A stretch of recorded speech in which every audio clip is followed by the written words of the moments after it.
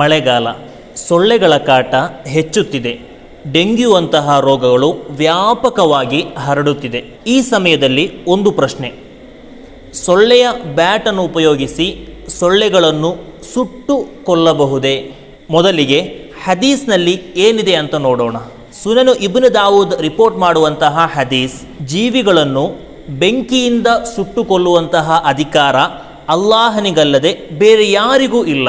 ಸಲಾಹುದ್ದೀನ್ ಬೈತ್ ಗ್ರಂಥದಲ್ಲಿ ಕಾಣಬಹುದು, ಜೀವಿಗಳನ್ನು ಸುಟ್ಟು ಕೊಲ್ಲುವುದರಿಂದ ದಾರಿದ್ರ್ಯವು ಹೆಚ್ಚಾಗುತ್ತದೆ ಅಂತ. ಹಾಗಾದರೆ ಸೊಳ್ಳೆ ಬ್ಯಾಟ್ಗಳನ್ನು ಉಪಯೋಗಿಸಿ ಸೊಳ್ಳೆಗಳನ್ನು ಸುಟ್ಟು ಕೊಲ್ಲಬಾರದೆ? ದಾರಿದ್ರ್ಯ ಹೆಚ್ಚಾಗುತ್ತದೆಯೇ? ಪರಿಶಾನಿ ಆಯ್ತಲ್ವಾ? ಪರಿಹಾರ ಇದೆ. ನಿಹಾಯತುಲ್ ಮುಹ್ತಾಜ್ನ 854ರಲ್ಲಿ ಕಾಣಬಹುದು, ಒಂದು ಜೀವಿಯ ಉಪಟಳವು ಹೆಚ್ಚಾಗಿ ಅದನ್ನು ತಡೆಗಟ್ಟಲು ಬೆಂಕಿಯ ಮೂಲಕ ಸುಟ್ಟುಕೊಲ್ಲುವುದರ ಮೂಲಕವಲ್ಲದೆ ತಡೆಗಟ್ಟಲು ಸಾಧ್ಯವಾಗದಂತಹ ಒಂದು ಪರಿಸ್ಥಿತಿ ಸಂಜಾತವಾದರೆ ಸುಟ್ಟುಕೊಲ್ಲಬಹುದಾಗಿದೆ, ತೊಂದರೆ ಇಲ್ಲ. ಹಾಗಿರುವಾಗ ಗುಡ್ ನೈಟ್ನಂತಹ, ಸೊಳ್ಳೆಯ ಬತ್ತಿಯಂತಹ ಸೊಳ್ಳೆಗಳನ್ನು ತಡೆಯುವ ವಸ್ತುಗಳು ಇರುವಾಗ ನೇರ ಸೊಳ್ಳೆ ಬ್ಯಾಟನ್ನು ಉಪಯೋಗಿಸಿ ಸೊಳ್ಳೆಗಳನ್ನು ಸುಟ್ಟುಕೊಲ್ಲುವಂತಿಲ್ಲ.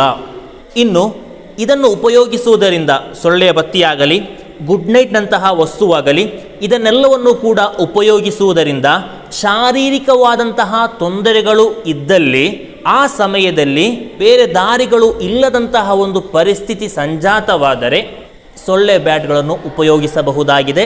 ಅದರ ಮೂಲಕ ಸೊಳ್ಳೆಗಳನ್ನು ಸುಟ್ಟುಕೊಳ್ಳಲು ಬಹುದಾಗಿದೆ. ಅಸ್ಸಲಾಮು ಅಲೈಕುಂ ವರಹಮತುಲ್ಲಾಹ್.